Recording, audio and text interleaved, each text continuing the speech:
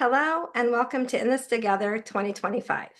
I'm Debbie Allen, a co-founder of Poets Against Racism and Hate USA, or PAR USA. Each year we conduct In This Together to mark the anniversary of the murder of George Floyd and to use poetry to protest systemic racism in the United States. We don't want the horror of George Floyd's death via prolonged strangulation to be disremembered. We don't want the stalling of the so-called racial reckoning surrounding his death to go ignored. We want the after effect of his tragic last breath to be transformative, lasting impact. What happened to George Floyd is representative of the rampant injustices, brutal, sometimes fatal injustices Black people face with regard to law enforcement in our country. But what happened to George Floyd also is representative of systemic anti-Black racism more broadly. Indeed, police brutality in our country can be traced from acts of the slave patrols and post-Civil War enforcers of the Black codes to our earliest police departments, which were expressly expected to punish through any means necessary African Americans in violation of Jim Crow laws, and on to the bias that exists in our criminal justice system today. Similarly, other practices and reactions and rationales that have to do with our country's history of first enslaving and later, after emancipation, subjugating Black people occurred over time. Examples include prohibiting education for enslaved persons, disregarding the nation-building role of Black laborers, instituting exploitative work arrangements that kept Black Americans from gaining wealth, sometimes called slavery by another name, refusing to hire Black workers and then making unemployment a crime through vagrancy laws, enacting racist government policies about where Black people could live and whether they could get home loans, and on to obstructing and or complicating African Americans' ability to vote. Such state-sponsored acts of subordination initiated and have reinforced inaccurate stereotypes and unfair mindsets, all leading to a legacy of systems and psyches that perpetuate racial inequity. In short, the numerous realities for Black people in the United States today stemmed from racist and hate-filled origins onto this very moment. And actually this moment, this particular moment, astonishingly, has exacerbated the situation for Black and brown people in our country. Back around the time, after the time of George Floyd's murder, there seemed to be a widespread empathy for the plight of people affected by racism and a pervasive commitment to truly enact the policies and values of diversity, equity, and inclusion. But that phenomenon spawned a backlash by those who support, either unwittingly or purposely, systemic racism. And that backlash is what brought us to this astonishing moment. Now, more than ever, with a presidential administration unrelentingly implanting racism in our governmental, legal, educational, scientific, cultural, and corporate institutions, the power of poetry is essential for rousing emotion, sparking action, and provoking change. You are about to experience that power. And with that, I turn things over to the other PAR USA co-founder, Patricia Thrushart. Well, thank you, Debbie, for that powerful and so accurate introduction. And hello, everyone. It's my honor again to be your host for this special event that both commemorates the death of George Floyd as a pivotal moment in the history of systemic racism in this country and demonstrates the power of poetry to touch us, but also build community, which is a very important part of where we are today. I want to thank Debbie for all the work she's done to prepare for this event and for her creativity in choosing a new format, this premiere video that you're going to experience here. And of course, I want to thank these wonderful poets who have joined us for this reading. I've had a chance to read their poems in advance, and I'm confident that you will be deeply touched by their impact, their authenticity, and the emotion they share. I'll be introducing each of our poets to you between the readings, but please know that their full bios, which are very impressive and very diverse, can be found on our website's event page. Before we begin, I always take a moment to remind all of us that today we're exploring topics that can be challenging and upsetting. The truth can be painful, although necessary. We can only ask that you open your hearts to these emotions and these experiences, whether they mirror your own or not, and know that your response is what makes you human and connected. So thank you for joining us here, and now let's get to the poetry. Our first poet has a passion to unify artists in order to create a greater impact within her community and beyond. Mo Poetry Phillips is an international spoken word artist who co-founded Regal Rhythms Poetry. The organization curates several events, including open mics and artists' collaborations. Welcome, Mo Poetry Phillips. Thank you, and hello, everyone. The first poem I'll start with is an open letter for Cincinnati Police Department. I'm asking that in the investigation of Ryan Hinton's death, was the 18-year-old that got shot, that the CPD, our Cincinnati Police Department, will stop doing the investigation on their own and allow BCI, which is the Bureau of Criminal Investigations, to take over. And this is, I don't want to be Black. I don't want to be Black. Those are the words my 10-year-old son told me with tears in his eyes. He's tired of being viewed as a threat. 5'1", 130 pounds, broad shoulders, easily mistaken for a man who is Black, another Black man who could easily be shot in the back, seen as having a weapon even when he's empty-handed, seen as resisting arrest because he doesn't understand why he's arrested, seen as obstructing when what is obstructed is his liberty, not wanting to be Black because there's too many things that he's taught not to be. Not wanting to be Black, even though his Black role models are hardworking, educated, examples of who to be. Not wanting to be Black because even today, it's hard to be Black and feel free. Warned that when in the presence of the police, don't move, don't turn, never run, don't grab or hold on to anything they can say is a gun. Warned, son, please watch who you hang with. What is seen is not always what is perceived. Warned over and over, so I won't be the next Black mother left to grieve. Warned never to become irate, even if he's wrongfully blamed or accused. The hands up, don't shoot, really means don't move. Because I was in fear for my life is the excuse they'll use. And even when there's evidence that's not the case, over and over, justice is refused. Thank you.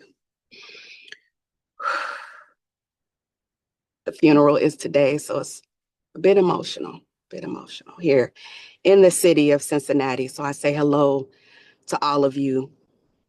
This next poem, Reparations, I thought about, I saw a list years ago, and I wish I can tap into it, of all the reparations that were paid to other cultures. But when you look at African Americans' reparations for being enslaved, there's none. But it's not just about reparations for that. This poem is about reparations for the continual things that happen even today. Repay me for being underpaid, the microaggressions and scathing looks every time I walk away appearing to be unscathed. Repay me for never accepting me as your equal. Repay my people, especially our men, for making incarceration a slavery sequel. Repay me for failing to promote me, for your insubordination when I was put in charge.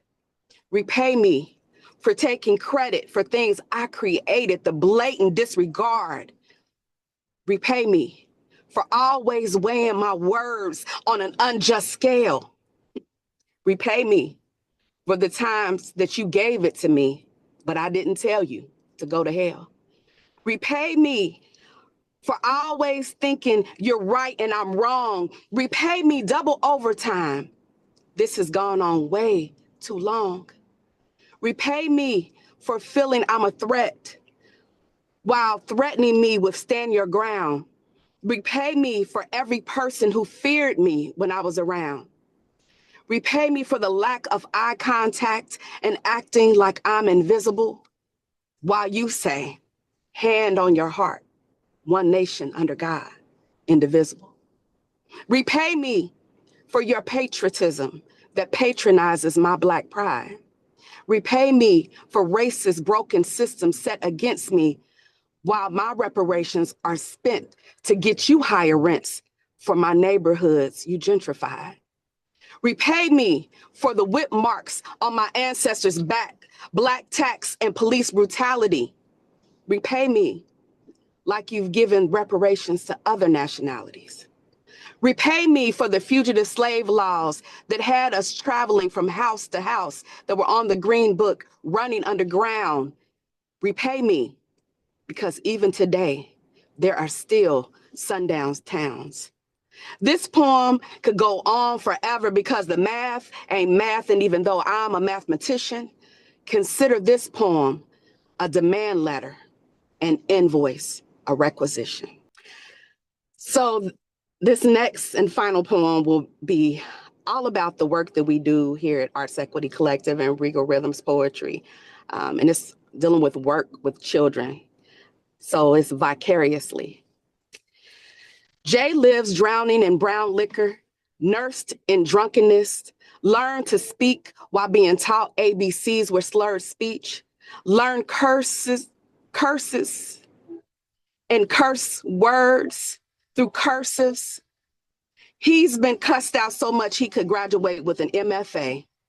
No wonder he learned to play the bass. His mama infused that blues in his soul. Angel learned how to play drums by counting the beat of daddy's fists, heard the sopranos of mama's screams. From 5 to 18, she became part of the band. A Band-Aid for what sage couldn't burn, she prayed, learned to write music to muse the pain away, that Grammy and escape like grandma's house. Trey learned to work third shift in third grade, abandon sleep. When he gets up at night, he eats. His Freddy Krueger wore boy shorts, chain smoked Newports. He learned to pronounce aunt, ain't, stuttering and stammering over the words to this day. Fear earthquaked his soul. He became tongue-tied by tongue kisses from his own aunt. I mean, ain't you gonna kiss me back? Now he hates women that are Black, feels attacked as soon as they speak, sees my face, but also sees hers underneath. We wonder why kids come to school, homework isn't done. Some keep their heads on the desk. Others don't speak on their way to their seats. We have no clue what's going on underneath. Learn to live vicariously through their pain. You're not just there to teach. Thank you.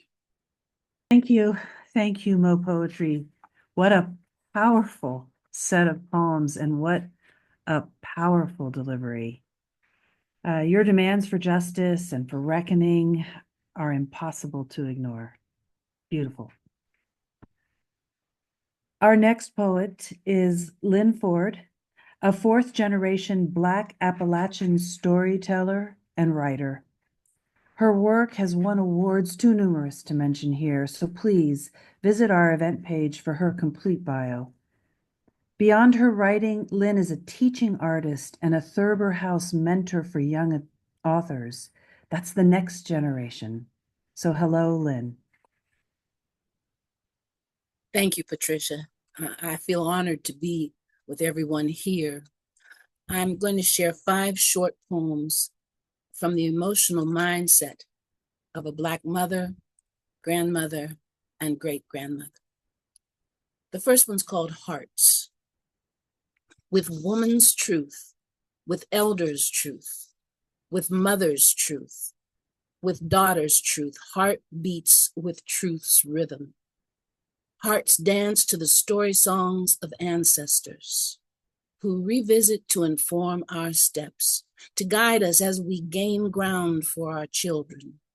We who still circumvent a certain madness, lies of hatred and fear that slam doors against our kin, that deny procession and progression, community and communication, yet the universe embraces us. The universe declares us welcome to celebrate, to share the songs of our lives, hard, blessed, and a blessing. This place in earth and time is also ours. We know its gravity, yet we compose as call and response, as chorus, psalms to lift us up in harmony. As we choreograph change in loving revolution, we are invited to the dance because we are the party. We are the music of mothers, hearts beating with truth's rhythm. My second poem is called Firefly. Speechless, I am screaming, silently, this moment burning in my throat, muted emotions choking anxious words and broken stories. The planet spins with our revolutions, changes, yet remains the same. I can't breathe. As we lose sons and daughters, Black children, brown children, homes and hope, we struggle to feed stomach and soul, and new anger from old embers rises. The phoenix flowering, charred wings soaring from what was once and still is fire. Fire screaming with the voices of ancestors. Fire gives us voice, gives us power. Righteous wildfire burns away the falsehoods, lifts up reality, new growth, new life, new songs, new poets, truths not hidden, each one a flame, renewed, our searing words fly. The third one is thanks to a fellow poet, well-recognized and deserving it, Scott Woods, who is also a friend here in Ohio. At one point in a Facebook message, he said, "I shouldn't have had to fight for that." And I asked him for permission to use that as the title of this poem. Sweet child, grief and pain and someone else's hatred rest upon your shoulders like a weighted blanket, a mantle you should not have to bear. You fight to breathe, to lift your head and see the sun, to feel full, to feel fulfilled. Instead, you feel the pressing down, bending your young body, forming a question mark, a why that receives no response, like a bird beneath a cat's paw. That pressure twists your limbs, breaks your wings, crushes your desire to fly. It folds your bones until you must fight to simply stand, to breathe, to lift your head. You've lost the hope of living your life before you had a chance to be, to know your best and growing self. Sweet child, in these dark and heavy times, even as the same ancient battles still rage, generations open their hearts, stretch out uplifting hands. Their voices call your names, inviting you to open any door and walk in the light on your own right and righteous journey. To rise and soar, yes, to fly. Sweet child, your future. You shouldn't have to fight for that. My fourth poem came from being in a quilting circle and realizing how much I had forgotten about putting the quilts together. It's called Quilts Are Pieces. It's a special kind of broken, a tattering, feeling so unwanted that you don't even want to know yourself. It's a lonely recess, invisibility, when no one sees you and no one wants to, when you've been told you're too everything, too dark, too light, too smart, too dumb, too thin, too fat, too clumsy, too lost, too everything, and still not enough.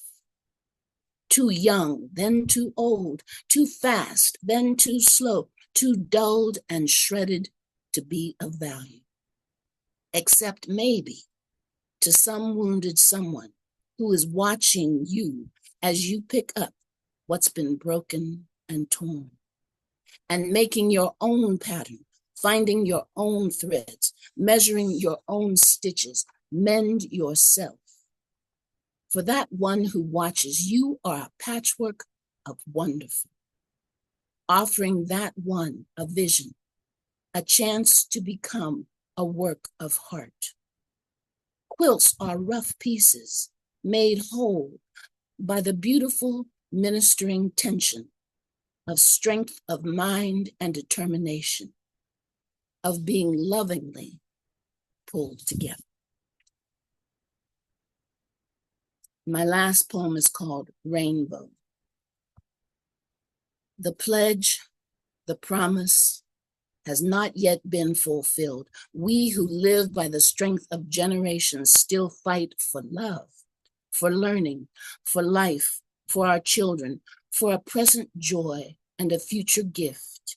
And day by day, as our hearts beat with anxiety's rhythm, our skin thickens, forming scars like shields against the weapons used against us, laws and politics and wrongs overtaking rights, false kindnesses and fears, religions that omit our faith, yet claim the pledge, the promise set forth in a book that God is love.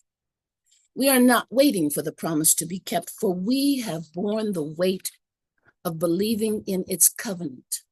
We are redesigning the ark of glory. We have weathered the storms. We have survived the flood. We are our light. From prisms, shards of our tears, together, we are creating our rainbow.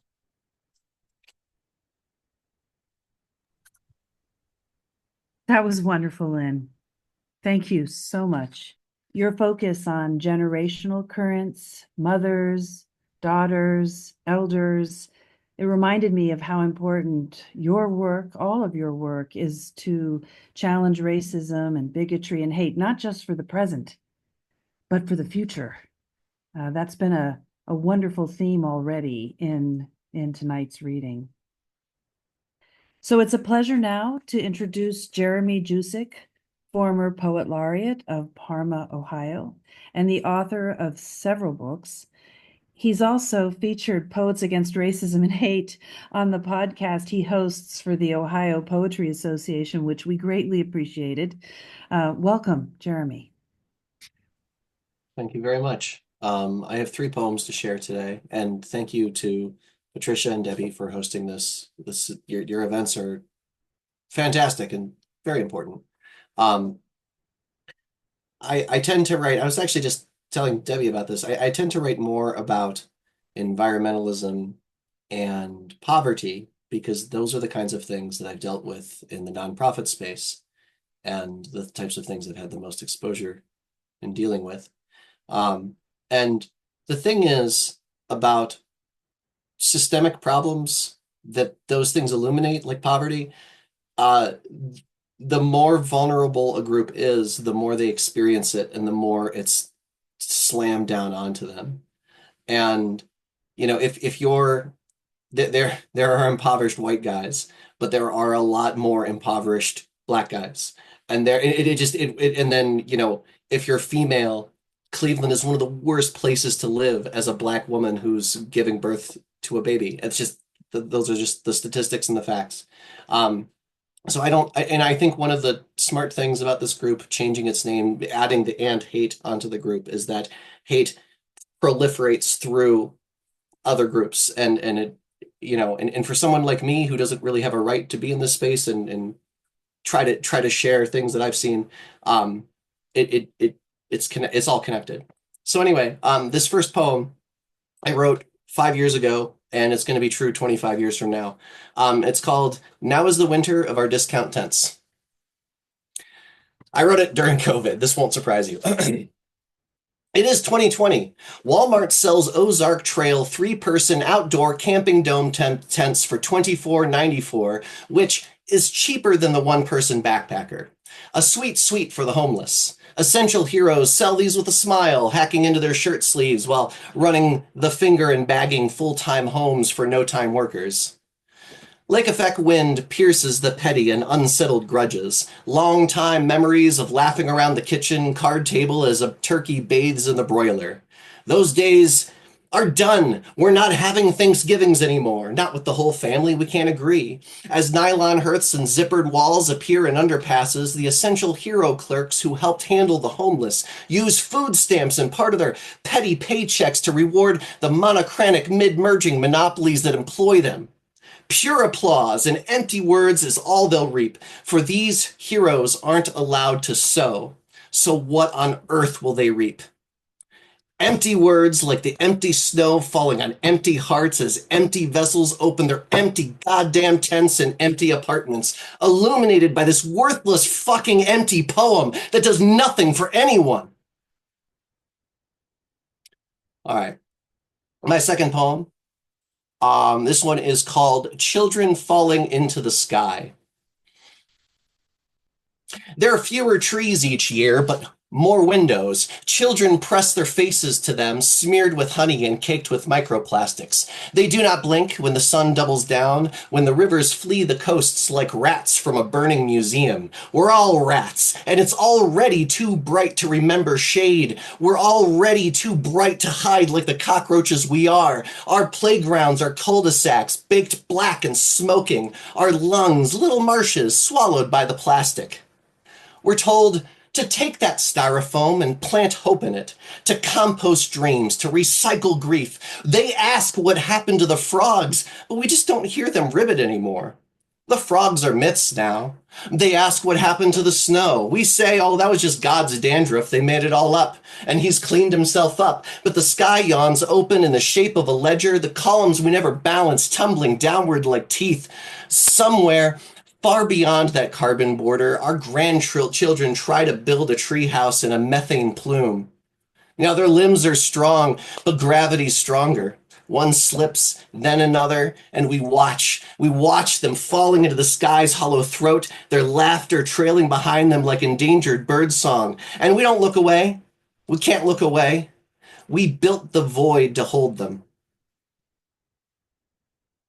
All right, this last poem, it's called Enemy of the Rake. The words in my head get scrambled. 200 of us were locked up in this 10 by 10 shed. Set the curiosity aside for how this stationary clown car came to be, and help me think instead how serious a situation this is. Let's start with those stakes. Real unfocused, like an optometrist Snellen chart at 50 yards. I see the words out of focus, nonsensical at first. They say, pious green, relentless creep, cathedral hush, cannibal riot. Let's start by looking at the field outside the shed, spoiled snow and blackened briar, and blanketing the blood-soaked soil, boots and shirts and things that we threw out, and we're reminded while our stomachs growl, because we're going to miss Chicken Nugget Day in this shed, we're reminded of the power of words. Vine wall veneer, frantic diaspora, milk of angels, nuclear horizon. You see, anything endless is a weed, and all weeds left unchecked colonize. Lesser clandestine ripples shockwave across this ecosystem, and no audience wants its poets to drone on forever. I've already been talking too much. You're already sick of me. Bulbs and YouTubers surge outwards, relentlessly swelling, expanding in a crusade to convert the dirt, to expel the heathens in their native faith. And if we're not careful, the kudzu will swallow the shed long before we are found. Colonize, a word in strict vow of domination. Feel the power of resource. Colonize. Empire of roots, rampant fertility, holy laughter, radioactive meltdown. Poison the cattle, crowd out their old defenses, crawl out of your frozen hellhole before the rake can strike, before the boots lie buried and forgotten, before those tubers burst and poison the fish. We raise our vulnerable, the derriere to the shed door. It'll open any second now, you'll see. And don't forget the voluptuous, and tag my Insta #3Vs. Make me age gracefully as a millennial. Make me stand up to fascism before it's too late for the woke to wake the fuck up. Make me a fool for throwing my retirement into the stocks. Lock the stocks around my neck like the other blathering idiots who were stupid enough to dream in America, to believe in the American dream. Stupid enough to think that 300 million people looked at the old stars and stripes, and all of us, we all thought we were seeing the same damned thing. Aggressive snodgrass, unholy choir, clotted honey, ballistic hive. But the rake still rusts in the shed, handle splintered, waiting on our trembling grip. We squint at each other in the glare, unable to see the letters on that Snellen chart. Someone replaced it and it's full of big blurry E's. No, they're not going to let us out. No, they don't care that it's hot in here. And no, they don't care that we skipped lunch. So stop striking at the weeds and demanding. The door gets open the normal way, and grab a shovel instead. Let's strike so hard the door splits and we call some biologists and maybe a pious lawyer or three before the kudzu eats them too. Thank you. Thank you, Jeremy. Your energy and your use of everyday objects, humor, wordplay really gets past the listener's defenses. I find myself smiling, and then I say, should I be smiling at this? Because you're really grappling with some extremely important and serious themes, but you are so energetic and entertaining as you read them. Thank you so much. So now I'd like to welcome Sandra Rivers Gill. A Pushcart Prize nominee, Sandra's debut poetry collection, As We Cover Ourselves with Light, was a finalist for the 2024 Eric Hoffer Book Award. And I have to say, it's one of the most beautiful covers that I've seen on a debut or any poetry book. It is just gorgeous. She is a tireless advocate for the power of poetry, and we really appreciate you being here, Sandra. Thank you so much. It is an honor to read for this together, because we are in this together. Thank you to Debbie and Patricia for the invitation and the opportunity to be with you all this evening. I'll be reading 3 poems. Pass through cities. I have not driven that infamous road, stretching a quarter mile out west.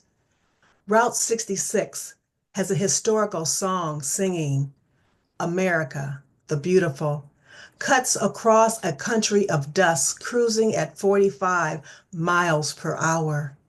Drivers can perceive a pitch being played. They call it rumble strips, perfectly placed, something to roll over landscaped glory. In Ohio, I drive north on I-75. leaving the western sun to set in my rear view. I wonder if the rifts in the road are rooted by design. Every few miles, a sing-along wafts from my radio until a strong tower changes the channel. Another song sings its anthem. As I pass through a town named for the capital of Peru, I remember serving poetry to the confined. It was poured like the balm of Gilead, offering a piece of understanding. 30 minutes, and I'll be home. I know where I am. No stranger to distance, this stretch of highway seems endless as I navigate through the seed of a city, sewing America's fabric. Landmarks lead me along familiarity. At dusk, I am rerouted, right or left. At times, the roads are bordered by grassy chambers catching waste and water, running off like incorrigible criminals. On this velvet evening of spangled stars, I ask if their shine will pass through the bars of my song. I wonder how many stripes will it take for humanity to be healed. Thank you. The second poem, like most of my poems, are true stories. And this poem comes with an epigraph. An expired registration tag operates with daylight restrictions. Twilight. This is no fictional film. Daylight has lit to spring. A brooding sky is a raised brow trailing across suspicion. It is 9:22 p.m., not quite black dark. I warm myself while steering miles from my home. A crescendo of blues and reds surround my unarmed car. Reminds me of my namesake, lassoed by a lone star. I stop to gaze into the edge of night, the long silence of my tears. I know the ways a black body can be broken into. Still, grace gifts me a bad tag citation, and I make it home in the lore of the ambient light. Thank you. So my final poem was created in a workshop, and it also has an epigraph. And the actual image was after Randy A. Bennett's mixed media on canvas, Hummingbird Crisis, Black Lives Matter. A revolution between the lines. He is live streamed. The way he jazzed his own song, blasts his sound found in pockets of air he defies, the downbeat in oceans dammed. The way he was fed to the waves and bled inside this country, he centuries his quick wit to leave a legacy. But he is a real catch. The way he maps out his body, flaps to escape strange vibes. Live feed at 11. He is no stranger to swimming in skewed depictions. The way he flexed his photo to check his own script. He flips his headline, reclaims his reflection as a contender. The way he boxes at boundaries, little foxes try to steal his blue sky, but he cries a river of anthems on bent knees. He is a fallen tree. The way he flames in the forest, his name is the 400 years. Fear reminds him his embers are everywhere in a detained march. The way he rocks his arms locked into a mind shift. He lifts his head to battle and breathe. He is a black marvel. The way he affects his power, respects how he holds space, though they want to erase the evidence. The revolution of his truth charts its own course. Thank you very much. I love this line. On this velvet evening of spangled stars, I ask if their shine will pass through the bars of my song. That is beautiful, Sandra. That's lovely use of language, and it's there everywhere in your work. Thank you so much. Thank you. So our last poet is Hunter Prey, who is also a hip hop artist, and he can be found on stages nationally with both spoken word artists and musical acts. His work is aligned with his activism, a focus on education and on the health of the Toledo, Ohio community and beyond. He read for the Ohio Underground Railroad Whistle Stop Poetry Tour in 2024, and I heard so much about your readings there, Hunter. Welcome. Thank you. Thanks for having me. Like, in all honesty, like, thank you for having me. Like, just being a part of this line. Like, everybody's just been amazing. So, I really came with just one poem that I thought of in mind. It was a piece that I had wrote a while back, but every so often, every time I hear a story or word of another person, be they black man or black woman, who is I guess lost their life at the hands of so-called authority, I add their name to it anytime I get that. But I wrote this in a way for just I wanted to tackle this a little bit differently. So one thing that I know about Americana is that there's a author slash poet by the name of Edgar Allan Poe that everybody knows. And he wrote a particular piece discussing, like his inner grief and his inner turmoil called The Raven. People know that, quote, The Raven, nevermore. But in writing this piece, I had a thought. I was like, and my thought was more or less, if Edgar Allan Poe was black, living in the 2010s, what would his inner turmoil be? What would that piece, The Raven, look like? How would it feel? So I wrote this kind of like that, and in Edgar Allan Poe rhyme scheme format. So this is called Nevermore.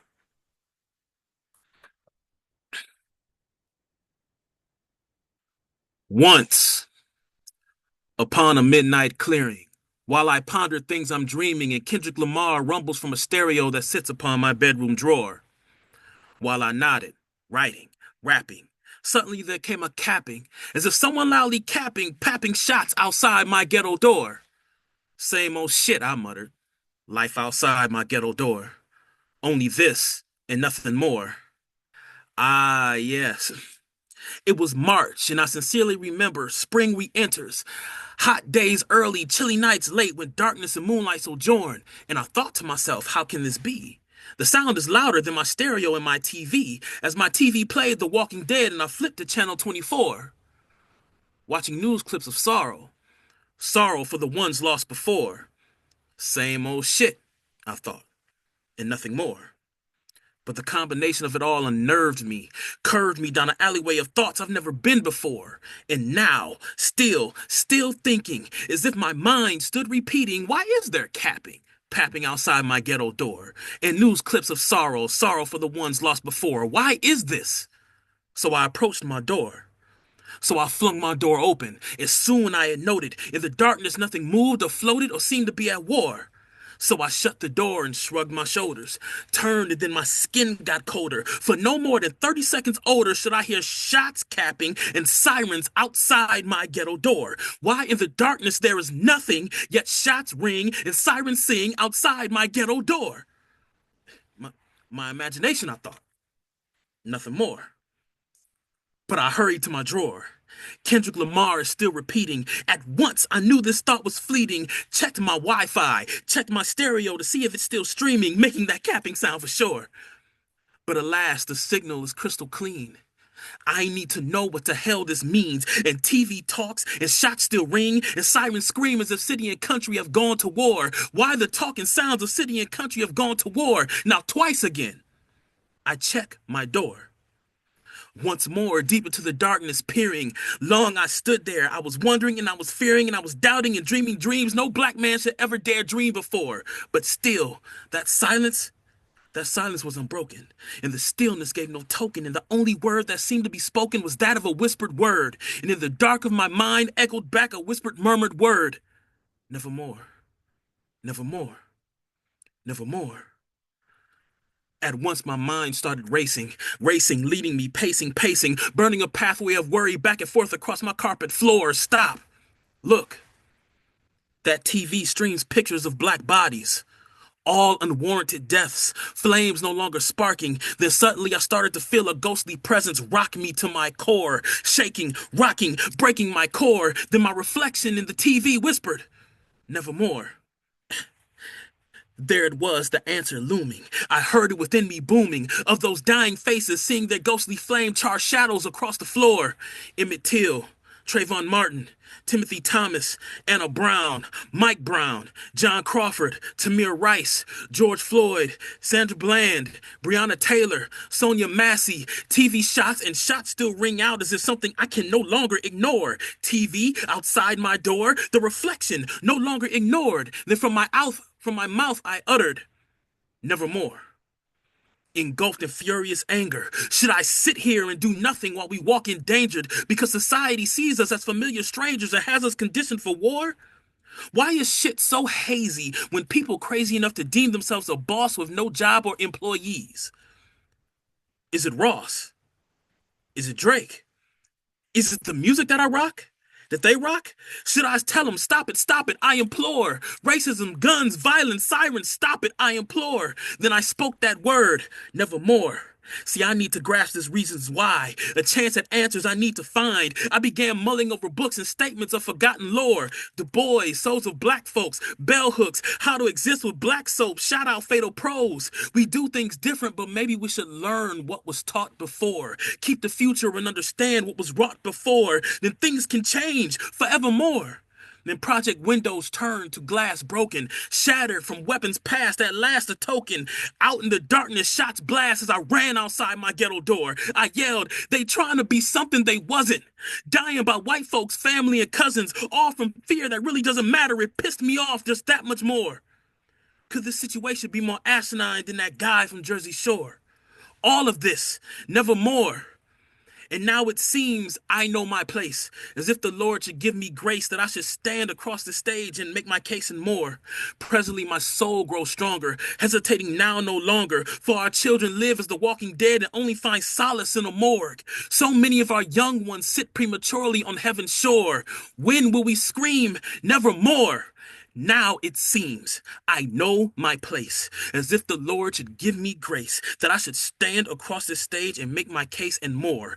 Presently my soul grows stronger, hesitating now no longer, for our children live as the walking dead and only find solace in a morgue. So many of our young ones sit prematurely on heaven's shore. When will we scream, nevermore?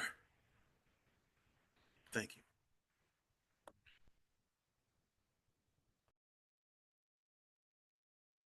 Wow. Thank you. Thank you, Hunter. Society sees us as familiar strangers. What an impactful thought. And so many of our young ones sit prematurely on heaven's shore. Our children living as the walking dead. Just phenomenal poem and phenomenal delivery. Your sense of rhythm, your flow of your language, your emotion, they all speak to the fusion you do with music and poetry. It's a joy.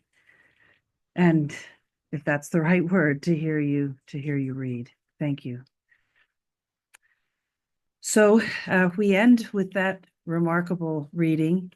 Every year, this event we call In This Together really becomes even more powerful and even more needed As Debbie mentioned in her opening remarks, our efforts to challenge racism and bigotry and hate, we need this power. We need the power, the emotion that every one of you harnessed tonight. Our progress is hard won. It is much too slow. So I thank you, poets, for the gift of your work tonight. It is so moving, so heartfelt, so impactful. I know everyone hearing this will be as touched as I was. And thank you, Debbie, for all your hard work in bringing this together. I can't wait to promote this and encourage everyone I know to watch it. Thank you again, and good night.